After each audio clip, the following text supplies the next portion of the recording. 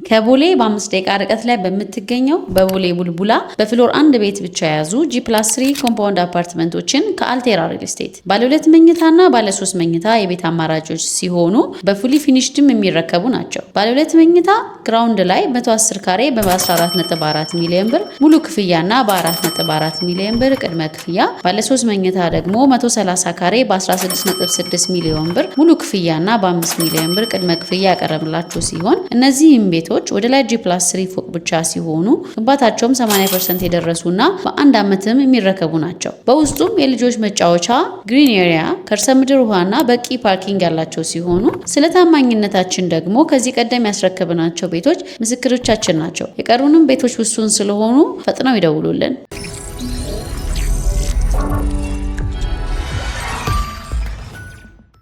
ይህ አዋዜ ሰበር ነው።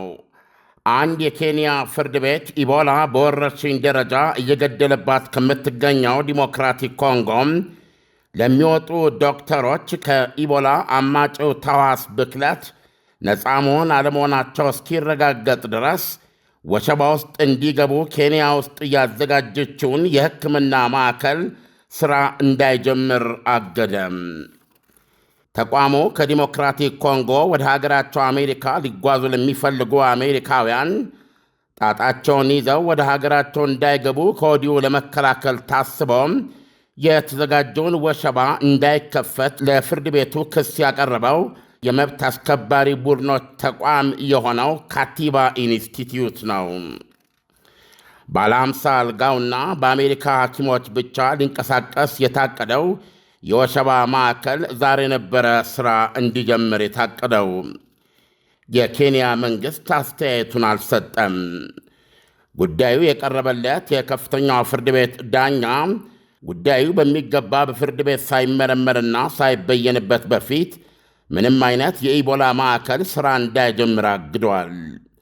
የአሜሪካ ባለሥልጣኖች የኢትዮጵያ ጎረቤት በሆነችው ኬንያ ከዲሞክራቲክ ኮንጎ ለሚወጡ ዜጎቻቸው ያዘጋጁላቸው ባለ 50 አልጋ ወሸባ ተቋም የሚገኝበትን ትክክለኛ ቦታ አላሳወቁም በኬንያ ግዛት ውስጥ። ይሁንና በማዕከላዊ ኬንያ ላይኪፒያ አውራጃ ሕግ አውጪዎች ተቋሙ እነሱ ግዛት ውስጥ እንደሚቋቋም ዘገባዎች ከወጡ በኋላ ተቋሟቸውን አሰምተዋል። የፓርላማ አባላትም የኬንያ መንግሥት ስለ ጉዳዩ ዝርዝር እንዲያሳውቃቸው ጠይቀው ኬንያም ሆነች አውራጃዋ ላይኪፒያ ተቋሙን የሚያስተናግዱበት ምንም አይነት ምክንያት እንደማይኖር ገልጸዋል። እንደ አሜሪካ ባለሥልጣኖች መግለጫ የወሸባ ማዕከሉም በዲሞክራቲክ ኮንጎ ቆይታቸው በገዳዩ በሽታ ተይዘዋል ወይም ለአማጪ ሕዋሱ ተጋልጠዋል ብለው ለሚጠረጥሯቸው የአሜሪካ ዜጎች የታቀደ ነው። አሁን ኮንጎን ያመሳትና ወደ ሌሎች ጎረቤቶችና ዓለማት ሊዛመት ይችላል ተብሎ በእጅጉ የተፈራው የኢቦላ ወረርሽኝ ጥቃት ተባብሶ የሚገኘው በምስራቃዊ ዲሞክራቲክ ኮንጎ ነው። እስካሁን ቢያንስ 220 ሰዎችን የገደለና ከ990 በላይ ሰዎች በበሽታው ተለካፊ ሆነው እንደሚገኙ የኮንጎ ባለሥልጣኖች ይናገራሉ። በጎረቤት ኡጋንዳም አንድ ሰው ሲሞት 7 ሰዎች ተይዘዋል። አንድ የአሜሪካ ባለሥልጣን ሥራው እንዲጀመር በማሰብ የመጀመሪያ ተንከባካቢ ቡድን ኬንያ ገብቷል ብለዋል። በወሸባ ማዕከሉ የሚሰሩት እነዚህ አሜሪካውያን ራሳቸውን ጠብቀው ተጠርጣሪዎችን ራሳቸውን ሊጠብቁባቸው በሚያስችሉ የመከላከያ መሣሪያዎች ላይ ሰፊ ሥልጠና የወሰዱ ናቸው ሲሉ አክለው ገልጸዋል። በተፈለግንበት ጊዜ ዜጎቻችንን ለመታደግ ዝግጁ ሆነን እንጠብቃለን ብለዋል ባለሥልጣኑ። ኬንያ የተመረጠችበትን ምክንያት ሲያስረዱም ወረርሽኙ ለፈነዳበት አገር ባላት ቅርበትና አሜሪካ ወዲያውኑ በፍጥነት ሕክምና እንዲያገኙ ለማድረግ በማሰብ ነው ብለዋል። በናይሮቢ ያስቻለው ፍርድ ቤት ግን የትኛውም የመንግሥት ኤጀንሲና ባለሥልጣኖች ከአሜሪካም ጋር ሆነ ከሌላ የውጭ መንግሥታት ጋር በመቀናጀት ማንኛውንም ከኢቦላ ጋር የተያያዘ ወሸባ እንዳይመሠረቱ፣ እንዳይሰሩ፣ እንዳያቀላጥፉ፣ እንዳያጸድቁ ወይም እንዳይፈቅዱ በጥብቅ አግደዋል። ቢቢሲ የጠቀሳቸው የከፍተኛው ፍርድ ቤት ዳኛ ሴት ናቸው። ፓትሪሺያ ኒያኢንዱ በብያኔያቸው የመንግሥት ባለሥልጣኖች በተባለው ዕቅድ መሠረት አንድም ለኢቦላ የተጋለጠ ወይም የተያዘ ሰው ወደ አገረ ኬንያ እንዳያስገቡ ወይም እንዳይፈቅዱ አዘዋል። ከሳሽ ካቲባ ተቋም እንደተከራከረው ዕቅዱ ያለ ጥንቃቄ ከቀጠለም በሰው ሕይወት ላይ ጉዳት መድረሱ አይቀርም። የኬንያ ትልቁ የዶክተሮች ማኅበር መንግሥትን በጓዳ በር ወይም ከመጋረጃ ጀርባ ድርድር ወንጅሎታል። ከዚህ ዕቅድ ጋር በተያያዘም በኬንያና በአሜሪካ መንግሥት መካከል የተፈረመ የሁለትዮሽ ስምምነት ካለ ይፋ እንዲያደርግም ጠይቋል። ኬንያ እስከ ዛሬዋ ዕለት ድረስ አንድም የኢቦላ ኬዝ የለባትም። የዶክተሮች ማኅበር በመግለጫው የኬንያ መንግሥት ለውጭ እርዳታ ብሎ የኬንያን ብሔራዊ የሕይወት ደህንነት አደጋ ላይ ለመጣል ፈቃደኛ በመሆኑ ክፉኛ ተንገሽግሸናል፣ ተጸይፈናል ብሏል። ማኅበሩ እንደገለጸው ነገሩ ለኬንያውያን ብቻ ሳይሆን ለአሜሪካውያኖችም አደገኛ ነው ብሏል። አሜሪካ ከኢቦላ ጋር የተነካኩ ወይም የተጋለጡ ሊሆኑ ይችላሉ ተብለው የሚጠረጠሩ ዜጎቿን ወደ ሀገራቸው በቀጥታ እንዳይገቡ መከልከሏን ግምት ውስጥ በማስገባት ማኅበሩ የኬንያ መንግሥት ይህንን የአሜሪካ ተቋምን በተመለከተም የተደረጉትን ድርድሮች ዝርዝር በ48 ሰዓት ውስጥ ይፋ እንዲያደርግ ጠይቆም አለበለዚያ ግን መላ ሀገሪቱን የሚያካልል ኢንዱስትሪያዊ እርምጃ ማለትም የሥራ ማቆም አድማ ትጋፈጣለ ሲል ቀነ ገደብ ሰጥቷል። ይሁንና ፕሬዚደንት ዊልያም ሩቶ በትናንትናው ዕለት ከውጭ ዲፕሎማቶች ጋር ከተነጋገሩ በኋላ በሰጡት መግለጫ በትብብርና ተነጣይነትን የማስወገድ ፋይዳ ላይ የጤና ስጋቶች ድንበር እንደማይወስናቸው በማወቅና የተቀናጀ አህጉራዊና ዓለም አቀፋዊ እርምጃ እንደሚያስፈልግ ተስማምተናል ብለዋል። አክለውም ኬንያ ሕይወትን ለመታደግ በግልጽነት በኃላፊነትና በቆራጥነት መሥራት ትቀጥላለች፣ ለክልላዊና ዓለም አቀፋዊ የጤና ደህንነት አስተዋጽኦ ታደርጋለች ብለዋል። ሆኖም በአሜሪካ የኢቦላ ወሸባ ተቋም ኬንያ ውስጥ በማቋቋሙ ዕቅድ ላይ በቀጥታ አልተናገሩም። ውጭ ጉዳይ ሚኒስትር ማርኮ ሩቢዮ የአሜሪካው ትናንት ከሩቶ ጋር በስልክ መነጋገራቸው ተገልጿል። ዋሽንግተን ለኬንያ የኢቦላ ዝግጁነት ጥረቶች ማገዣ $13.5 ሚሊዮን ለመርዳት ማቀዷ ተገልጿል። አሜሪካ ለክልሉ የኢቦላ መከላከያና ማከሚያ ከመደበችው $112 ሚሊዮን ላይ የሚታሰብ ነው ይላል። በነገራችን ላይ በዛሬው ዕለት ነበረ የተባለው የኢቦላ ተጠርጣሪዎች ወይም ለኢቦላ ሊጋለጡ ይችላሉ ተብለው የሚታመኑ ከዲሞክራቲክ ኮንጎ ውስጥ ሲኖሩ የነበሩ አሜሪካውያን ወሸባ የሚገቡበት ማዕከል ስራ ይጀምር የነበረው ዛሬ ነው። እንደሰማው እንግዲህ የኬንያ ከፍተኛው ፍርድ ቤት ዓለም አሜሪካኖች ለምን ኬንያን መረጡ? ለምን አገራቸው ላይ አልመሰረቱም? ይሄንን ኬንያን የመረጡበት ምክንያት ዜናውም ላይ እንደሰማኸው ባለው ቅርበት ነው ብለዋል። ኬንያ የዲሞክራቲክ ኮንጎ ጎረቤት ነች እና አንደኛ ጎረቤት ስለሆነች ነው። ሁለተኛ ነገር እነዚህ በበሽታው ተይዘዋል ወይም ሊያዙ የሚያስችል ሁኔታ ውስጥ ነበሩ ተብለው የሚጠረጠሩ ዜጎች ሕክምናውን በፍጥነት እንዲያገኙ በመፈለግ ነው ብለዋል። እንግዲህ ዞሮ ዞሮ ቅርበት ነው። ቅርበቱ ደግሞ የፍጥነት ሕክምና በፍጥነት ለመስጠት የሚያስችል ነው የሚል ነው የአሜሪካ መከራከሪያ። ለምን ወደ ሀገሯ እንዲገቡ አልፈለጉም የሚለው ማብራሪያ የሚፈልግ አይደለም። ምናልባት አሜሪካኖቹ ወደ ሀገራቸው እስኪገቡ ድረስ ከአፍሪካ አሜሪካ ጉዞ ረጅም ነው እና ይሄ ደግሞ ቫይረሱ የበለጠ መጉዳቱን ሊቀጥልና የተጠርጣሪዎችን ሕይወት አደጋ ላይ መጣል የሚችልበትን እድል ያገኛል ብለው ሊያቀርቡ ይችላሉ። በአንድ መልኩ ግልጽና በማያሻማ መልኩ ግን እነዚህ ሰዎች አሜሪካ አስገብቶ ወሸባ ማድረግም ሆነ ሕክምና ማድረግ በአውሮፕላን መጓጓዝ ይጠይቃል፣ በኤርፖርቶች ውስጥ ማለፍ ይጠይቃል፣ በብዙ ሰዎች መካከል ማለፍን ይጠይቃል። እነዚህ ሰዎች የኢቦላ በሽተኞች አይደሉም ኦፊሻሊ። ነገር ግን በሽታው የለከፋቸው ቢያንስ እነሱ በሕክምና በሆነ መንገድ አክቹዋሊ በሽታው ያለባቸው ከሆኑ በአምቡላንስ በመሳሰለው በብዙ ጥንቃቄ አድርገው ተወስዳል። ሌሎች ግን ተጠርጣሪዎች ናቸው። አሁን ደህና መስሎ ቢታዩም በውስጣቸው ግን የዚህ በሽታ አማቂ ተዋሲ ለክፏቸዋል ተብለው የሚታሰቡ ሊሆኑ ይችላሉ። ስለዚህ ሪስክ አለው። ቢያንስ ሁሉም አሜሪካ ውስጥ ወደ ተዘጋጀው ወሸባ የሚገቡ ቢሆን እንኳ ከዲሞክራቲክ ኮንጎ ተነስተው አውሮፕላን ተሳፍረው አንዱ የአሜሪካ አየር ማረፊያ ወርደው ከዛ ያንን ፕሮሲጀር ጨርሰው እና ያንን ለማስቀረት ነው እኔ ማለት የሚቻለው። ይህ የኢቦላ ቫይረስ አሜሪካ ውስጥ ጨርሶ እንደማይገባ እርግጠኛ ለመሆን ነው። ዓለም እንግዲህ ኬንያ ውስጥ የኬንያ መንግስት አምኖበት ፈቅዶ ቦታ ከሰጠ የኬንያ ፍርድ ቤት ጣልቃ ገብቶ ይሄንን የሚያደርግበት መነሻ ምክንያት ምንድን ነው? በመጀመሪያ ደረጃ ፍርድ ቤት ነፃ ነው።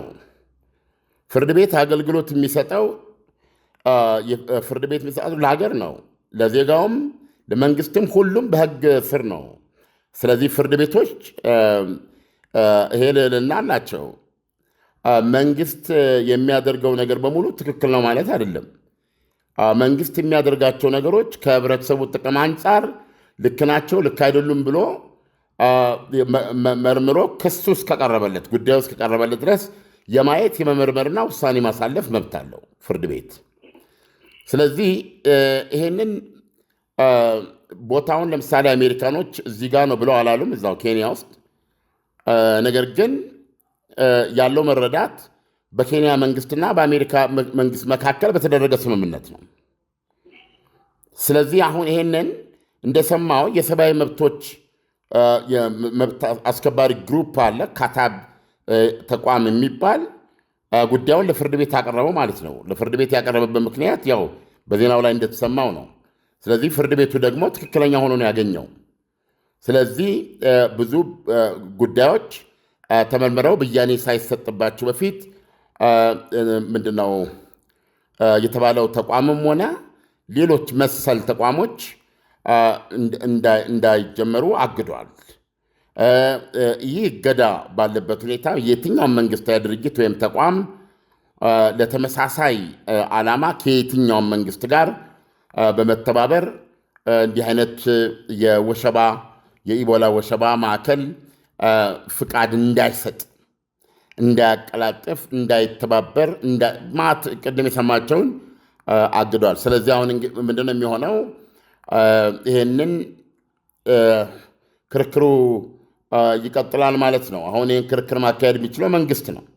መንግስት ደግሞ ይህንን ለመከራከር የሚችለው ከአሜሪካ መንግስት ጋር የተስማማውን ባይላተራል ስምምነት መሰረት አድርጎ ነው የሚሆነው እና የዶክተሮች ማህበር ደግሞ የጠየቀው ይህ የተስማማችሁት እንደ ሁለት መንግስታት የተስማማችሁት ስምምነት ስፔሲፊካሊ በዚህ በወሸባ ማዕከሉ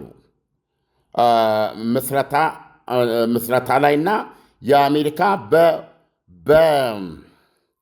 በኢቦላ የተያዙ ወይም ሊያዙ ይችላሉ ተብለው የተጠረጠሩ ሰዎች ወደ ኬንያ ገብተው ወደ ማዕከሉ ገብተው ይህንን እንክብካቤ የሚያገኙበትን ሁኔታ በተመለከተ በሁለትዮሽ ስምምነታችሁ ይዘት ምንድን ነው የሚለው ይህንን ግልጽ እንዲደረግልን እንፈልጋለን የሚል የ48 ሰዓት ማስጠንቀቂያ ሰጥቷል። እና እዚህ ላይ የፕሬዚደንት ሩቶ ንግግር ትናንትና የሰጡት መግለጫ ከውጭ ዲፕሎማቶች ጋር ተገናኝተው በቀጥታ ራሱን ጉዳዩን አንስተው በስም ጠርተው ባያስቀምጡም የአጠቃላይ የገለጻቸው ጭብጥ ግን በዚህ መንፈስ የፈቀድነውና መቀጠል ያለበት ነው የሚል አንድምታ አለው። በደንብ ሰምተው ከሆነ አይሶሌሽንዝምን ማስወገድ ከውጭ ዲፕሎማቶች ጋር ያደረጉት ንግግር ውይይት ምን እንደሆነ ሲያስረዱ ምንድነው በሽታ ድንበር አይለይም።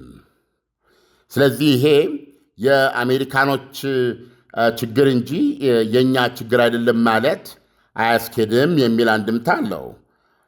እንደዚሁም ደግሞ ከበሽታው ለመጠበቅ በሽታው እኛ ጋር ሊገባብን ይችላል በዚህ መንገድ። ስለዚህ እንደዚህ አይነቱ ነገር መደረግ የለበትም ማለትን እንደ አይሶሌሽኒዝም እንደ ምንድነው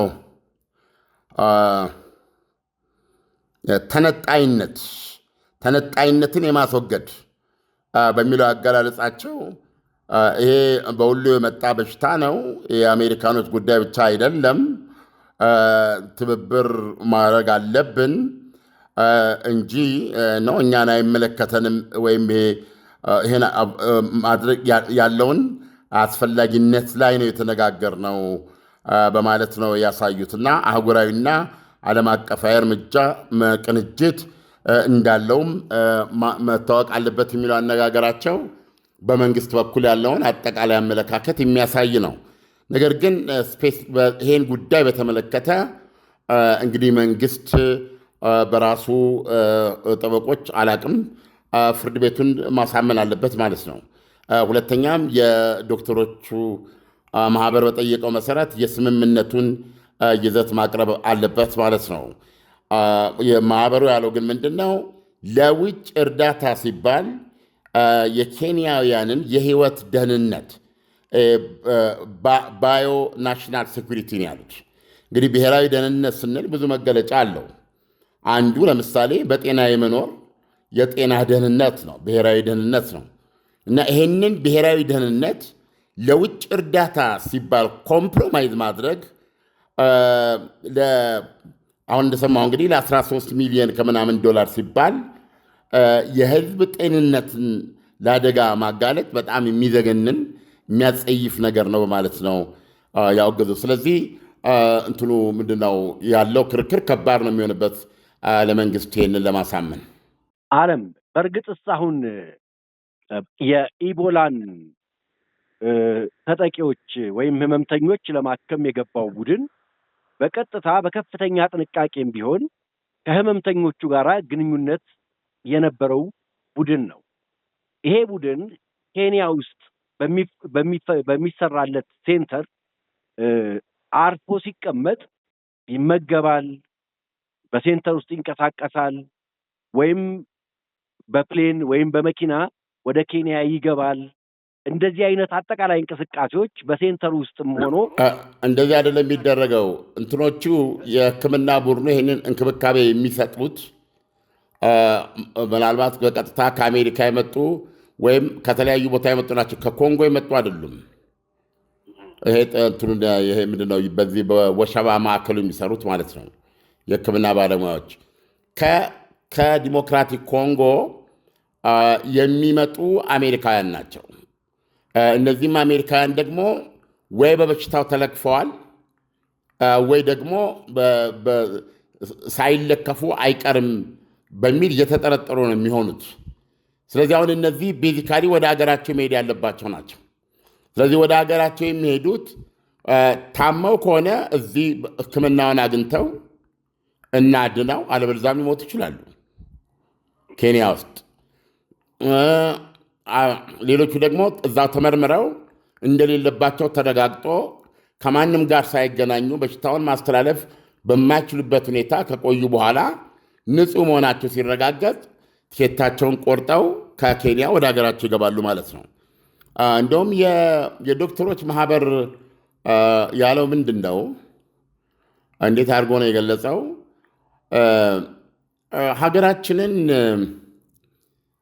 ሀገራችንን ምንድነው ሀገራችንን የበሽታ መስፋፋት ማገጃ ቅኝ ማድረግ የለበት። ቤዚካሊ አሜሪካ ኬንያን እየተጠቀመች ያለችው ምንድነው? ዜጎቿ በሽታውም ካላቸው እዛው ይታከማሉ፣ እዛው ይሞታሉ። ነፃ ከሆኑም ወደ ሀገራቸው ይገባሉ። እና በሌላ አነጋገር የበሽታውን ስጋት ወደ ሀገሯ ሰማይ ወደ ሀገሯ ድንበር ከመግባቱ በፊት መቆጣጠሪያ ሴንተር ነው ያደረገችው ማለት ነው ኬንያን። በዚህ ደረጃ ነው ያዩት። እንደገና ደግሞ በሴንተሩ አገልግሎት የሚያገኙትም ሆነ አገልግሎት የሚሰጡት አሜሪካውያን ብቻ ናቸው። ማንኛውም ኬንያዊ በኢቦላ የተያዘ ወይም በኢቦላ ስጋት ውስጥ ያለ ኬንያዊ በዚህ ማዕከል ሊረዳ አይችልም። የትኛውም ኬንያዊ ቢያንስ ይሄ ነው ያሉ እና ይህንን ነው አንዱ አፓርታይድ ያሉት። ስለዚህ በዚህ መንገድ ነው እነሱ የተረዱት። የፕሬዚደንት ሩቶ መንግስት ደግሞ ያው ከዚህ በተለየ ነው የተረዳው። ስለዚህ ጉዳዩ እንግዲህ በሂደት የሚታይ ነው ማለት ነው። ለጊዜው ግን በፍርድ ቤት ትዕዛዝ ዛሬ መጀመር የነበረበት ተዘግቷል እና ይህ ክርክር 2-3 ቀን 1 ሳምንት የሚቀጥል ከሆነ አሜሪካኖቹ ጊዜ የሚኖራቸው አይመስለኝም። ምክንያቱም በዚህ ሰዓት ከዲሞክራቲክ ኮንጎ መውጣት ያለባቸው ዜጎች ይኖራሉ የተሻለ ሕክምና እንዲያገኙ። ስለዚህ በዚህ ደረጃ የተቋቋመው ተቋም እውነቱን ለመናገር በሚቀጥሉት 3 እና 4 ቀናት መጀመር የሚችልበት ሁኔታ ከሌለ አሜሪካኖች ቀጥታ ወደ አሜሪካ ወስደው ዜጎቻቸውን የማከም ግዴታ ውስጥ ነው የሚገቡት።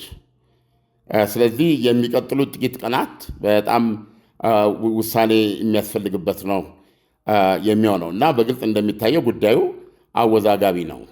ምናልባት ከኢቦላ በፊት ትልቅ ወረርሽኝ አይተናል፣ አሳልፈናል። በኮቪድ እንደዚህ አይነት ነገሮች አልተከሰቱም እና ያው በኤርፖርቶችም በምንም አሰራሮች አሉ። በዛ አሰራር መሰረት ነው ሁሉ ነገር የተካሄደው። ግን አሁን በማየው ሁኔታ የፕሬዚደንት ዶናልድ ትራምፕ መንግስት ጉዳዩ ወደ አሜሪካ እንዳይመጣ ከፍተኛ ጥንቃቄ ማድረጉን ታያለ እና ይሄ ነው እንግዲህ አሜሪካ ለኬንያ የኢቦላን የመከላከል እንዳይገባ ፕሬቨንቲቭ የሆነ የመከላከያ እርምጃ ወይም ደግሞ ከገባ የሕክምና እንድጠቀም ወደ $13.5 ሚሊዮን ለመስጠት የተስማማው ዳይሬክትሊ ከዚህ ማዕከል ጋር መከፈት ጋር በተያያዘ ከሆነ ኬንያ ይህንን ብር ታጣለች ማለት ነው። ዓለም ለትንታኔው ከወዲሁ አመሰግናለሁ። መልካም ምሽት ይሁንልህ። መልካም ምሽት።